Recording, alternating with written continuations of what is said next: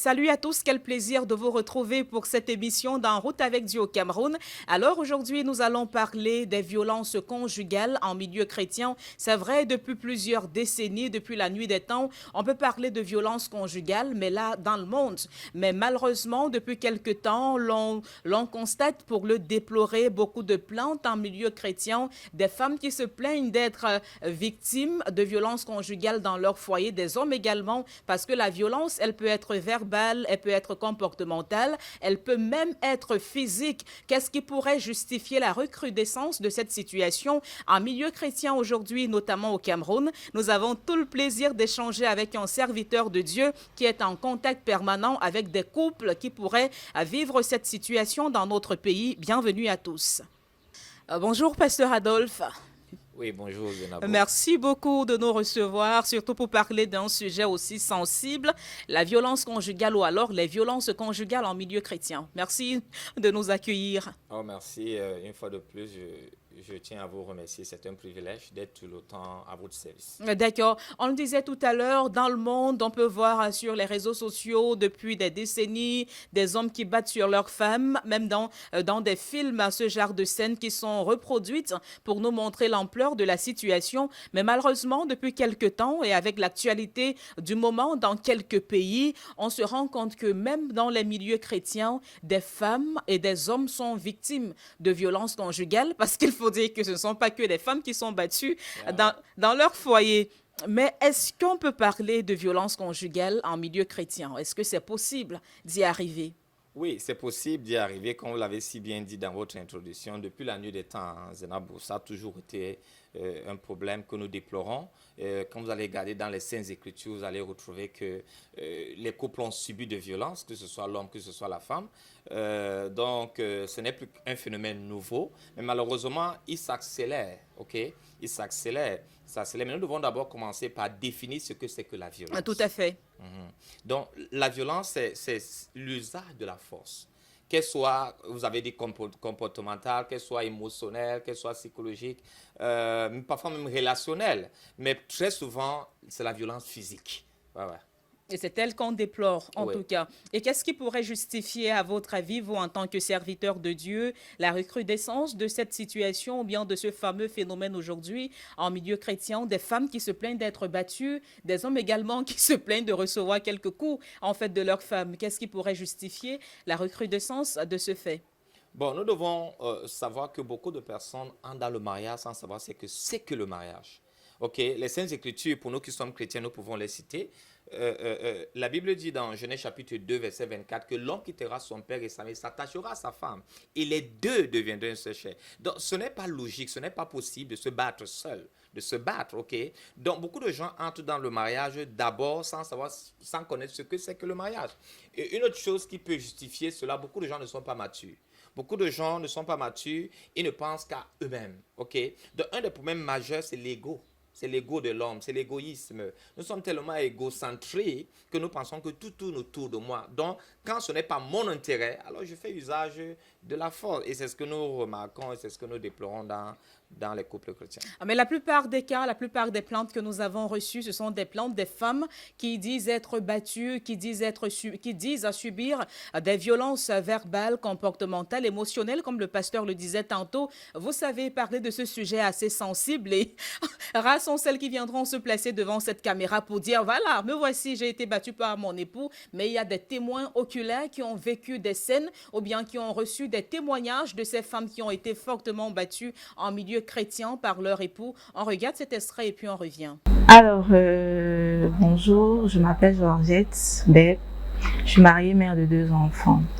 Alors, mon témoignage sur les violences conjugales ne sont pas une partie de plaisir pour moi parce que jusqu'à présent, ça a de l'impact, j'ai envie de dire, négative sur ma vie.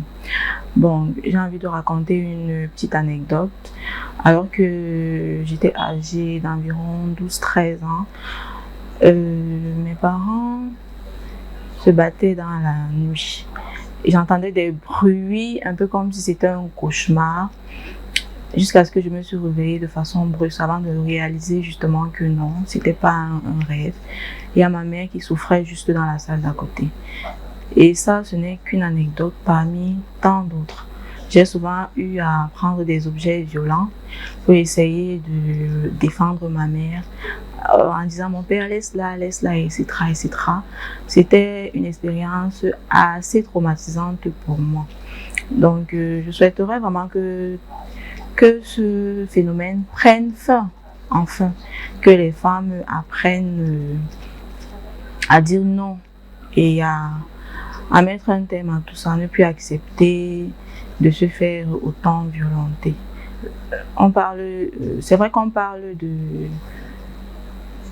de soumission de la femme et de l'amour qui pardonne tout, mais en réalité, l'amour qui pardonne tout, ça avait restriction. Et je pense que ma mère, à cette époque-là, était focus sur le fait qu'il fallait être soumise à son mari.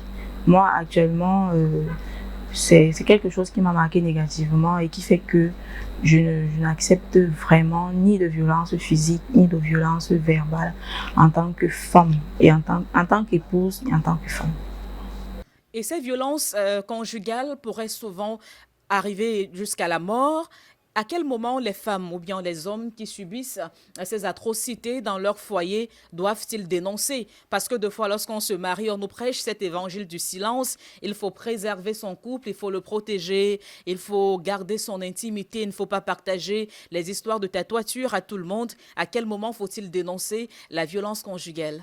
Bon, Zenabo, tu me le permets, avant peut-être de répondre à la question, Oh, d'accord. je vais te donner un exemple biblique et un exemple de quelqu'un de majeur dans les Saintes Écritures. Nous avons le cas d'Abraham. Abraham, lorsque Dieu lui avait dit d'attendre l'enfant de la promesse, nous avons vu comment elle n'était pas cette physique, la violence, mais elle était verbale. Elle était tellement violente que Sarah a proposé à son homme, à Abraham, de prendre sa servante. Et nous avons, et pour ceux qui lisent les Écritures, nous savons les paroles qui peuvent être échangées entre les couples. Donc, après l'avoir dit, je vais dire que nous ne pouvons pas rester silencieux. Nous ne pouvons pas rester silencieux parce que les gens ne peuvent pas capitaliser sur certains versets en disant que peut-être l'homme doit aimer ou bien la femme doit être soumise. Non, Dieu n'est pas le Dieu de violence, ok? La violence de Dieu n'est pas pour détruire sa créature. Or, si l'homme ou bien la femme violente son partenaire dans le but de détruire, ça c'est contre la pensée de Dieu. Ça c'est contre la pensée de Dieu. Et en ce moment, je pense que les couples doivent aller certainement, pour les chrétiens, ils peuvent aller chez leur pasteur, ils peuvent aller chez leur conseiller, ils peuvent se rendre chez leurs parents. Mais je tire quand même la sonnette là pour dire que avant d'aller chez les parents, il faut avoir un certain nombre de paramètres parce que parfois, les parents peuvent prendre un parti. Je prends le cas de l'homme. Le parent peut prendre le parti de son fils. Ou le cas de la femme, le parent peut prendre le parti de sa fille. Et ça biaise la résolution de la situation. Et en tant que serviteur de Dieu, on le disait en introduisant cette émission, certainement vous êtes en contact avec des personnes, avec des couples chrétiens qui font face à de nombreuses violences dans leur foyer. Est-ce que vous arrive d'avoir des cas? Si oui, et quels sont les problèmes qui pourraient les amener jusqu'à subir les violences conjugales et comment faites-vous pour arriver à bout de ces problèmes-là, pour finir par les solutionner? En tant que pasteur, j'en ai. Tous les jours. Tous les jours, vraiment. Et je ne vais pas dire que cette semaine, je suis épargné de ça. Mais le véritable problème, c'est d'abord l'ego de l'homme. Oui. L'homme est tellement égocentrique. Il ne pense qu'à lui-même. Et quand je parle de l'homme, je parle de l'homme avec grand H. L'homme est tellement égocentrique qu'il ne pense qu'à lui-même. Bon, maintenant, vous pouvez trouver des cas de finances, par exemple. Une mauvaise gestion des finances, un homme qui estime que sa femme est trop dépensière et puis ça débouche sur une bagarre, ou bien une femme qui estime que son mari a une très forte personnalité et puis en voulant se justifier, en voulant essayer de se venger, ça débouche sur une querelle et qui peut déboucher sur une bagarre. Donc, il y a beaucoup de pistes. Ça peut être, par exemple, l'absence de la sexualité. Vous savez, il y a cette violence sexuelle qui se fait où on prive l'homme de la sexualité. Et je ne vais pas vous le cacher, un couple qui ne jouit pas de la sexualité va arriver à la violence.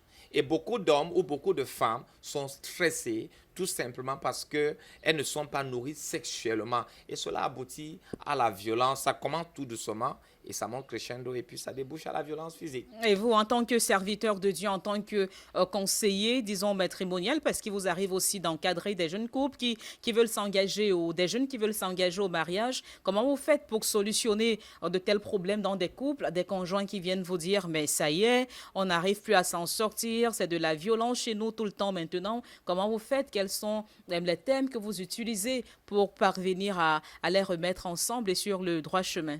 C'est vrai que tout le monde vous parlera de l'amour, qu'il faut aimer son homme ou bien il faut aimer sa femme.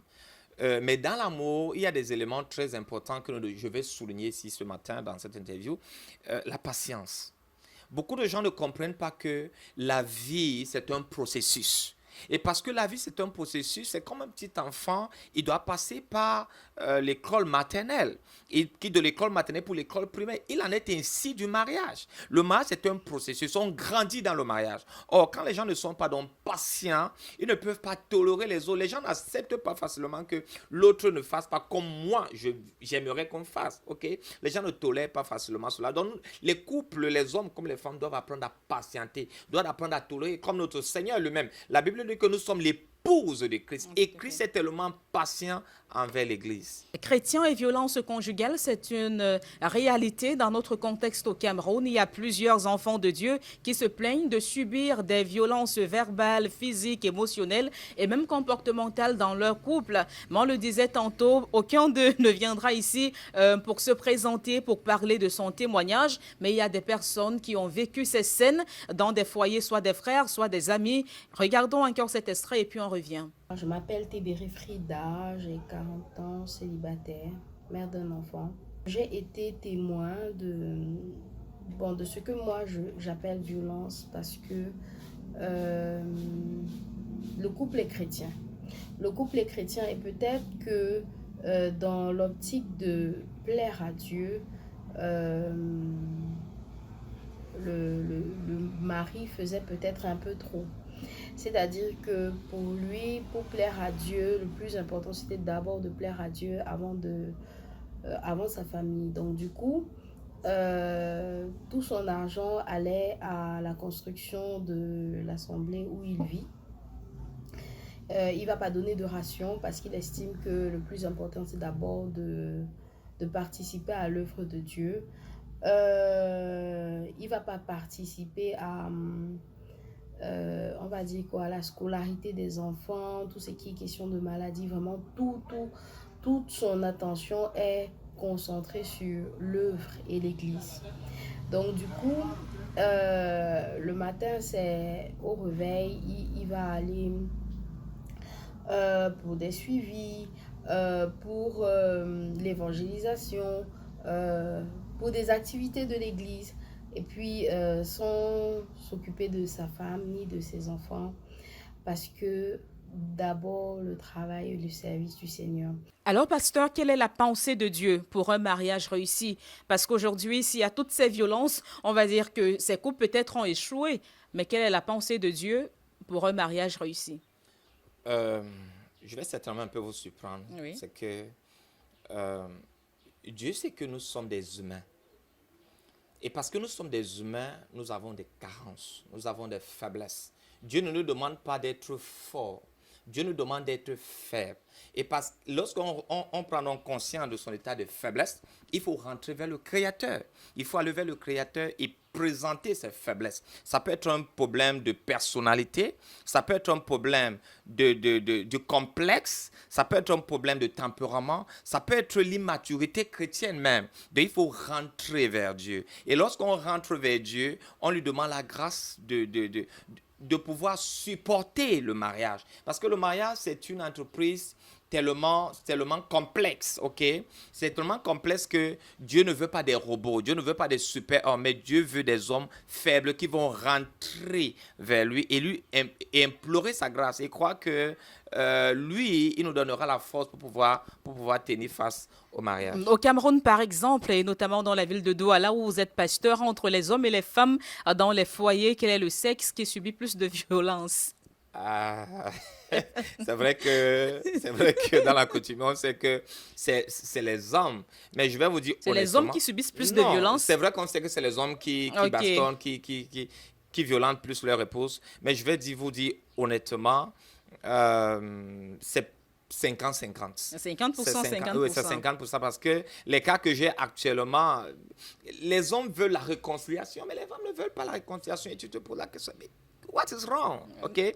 Donc, c'est vraiment 50-50. Moi, j'aime pas le problème de genre. Parce que le problème de genre, ça va nous amener à cette situation, on dira, oh, les hommes sont comme ça. Oui. Oh, les femmes sont comme ça. Moi, je ne parle pas comme ça. Je dis, l'être humain est complexe. OK? Mais il arrive que certains hommes sont vraiment très machos. OK?